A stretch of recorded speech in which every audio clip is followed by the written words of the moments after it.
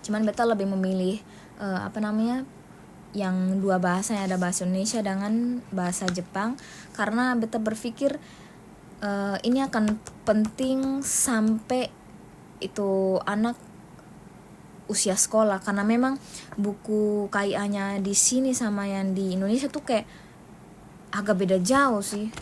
Dia lebih tebal dan lebih rinci isiannya, pokoknya dari hamil sampai anak umur berapa nih, pokoknya sampai anak masuk usia sekolah ini masuk SD itu kan berapa tahun tuh, 6 tahun apa 6 atau 7 tahun tuh.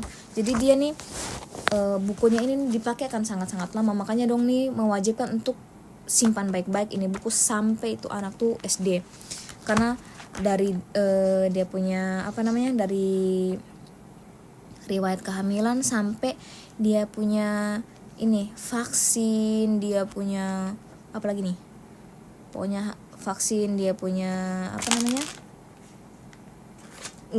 bahkan ada catatan untuk usia SMP dan sesudahnya. Bayangkan, ini buku bisa sampai di SMP sampai SMA kayaknya, soalnya ini ada halaman yang mana tadi ya, ini catatan untuk usia SMP dan sesudahnya. Itu saya percaya bisa kebayang, itu penting sekali. Jadinya oleh karena itu beta memilih yang ada bahasa Indonesianya, supaya seandainya kalau misalnya beta balik lagi ke Indonesia, ini kan bisa beta bawa gitu, dan orang di puskesmas rumah sakit kan bisa bacanya juga gampang tuh, soalnya perlu beta soalnya perlu translate lagi.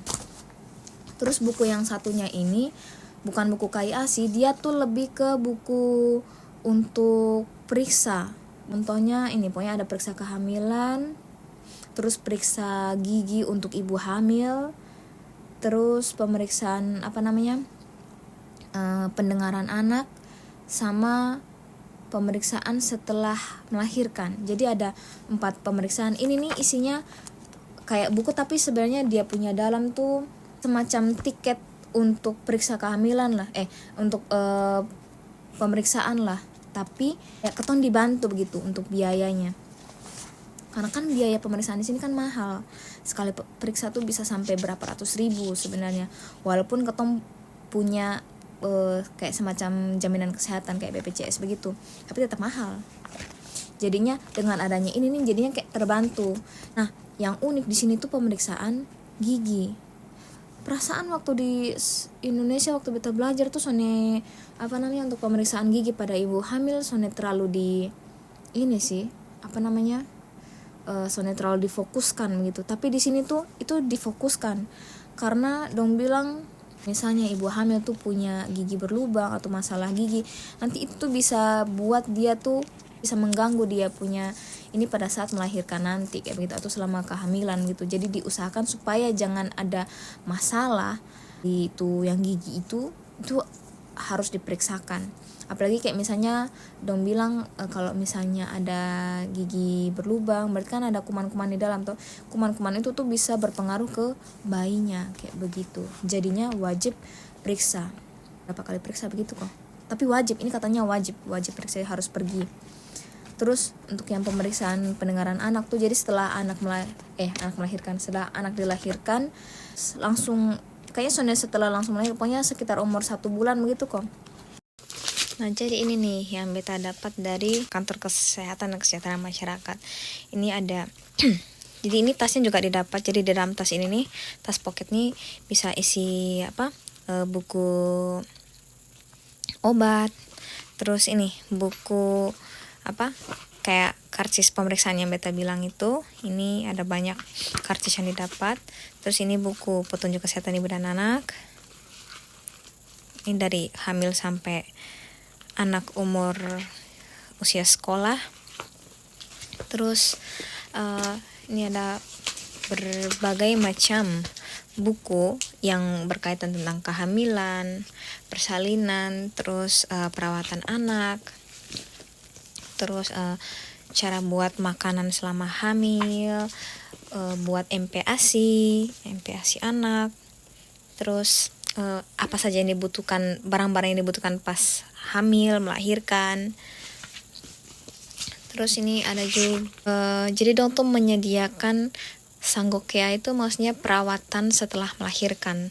Jadi perawatan setelah melahirkan tuh ada kunjungan ke rumah, atau ketong juga bisa ke tempatnya itu, ke sana bisa nginap, bisa langsung pulang pergi. Tapi ini ada biayanya. Terus ini ada juga kayak home helper gitu.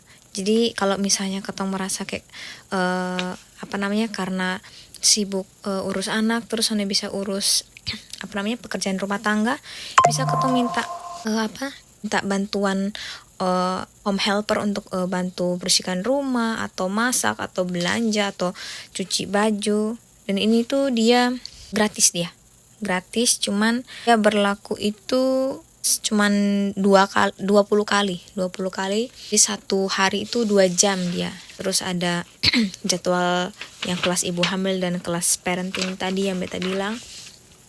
Terus di plastik yang satunya itu katong dikasih hadiah ini, pokoknya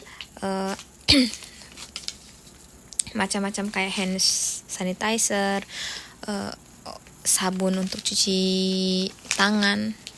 Don juga kasih kayak gantungan gantungan yang kayak menandakan kalau yang punya tas ini tuh sedang hamil gitu.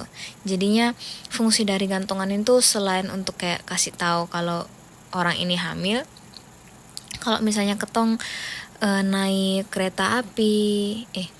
naik kereta atau naik bus, atau pokoknya naik transportasi umum, ketong bisa jadi kayak diprioritaskan gitu. Kok seandainya penuh misalnya kursinya, ketong bisa duduk di kursi prioritas begitu, karena ibu hamil.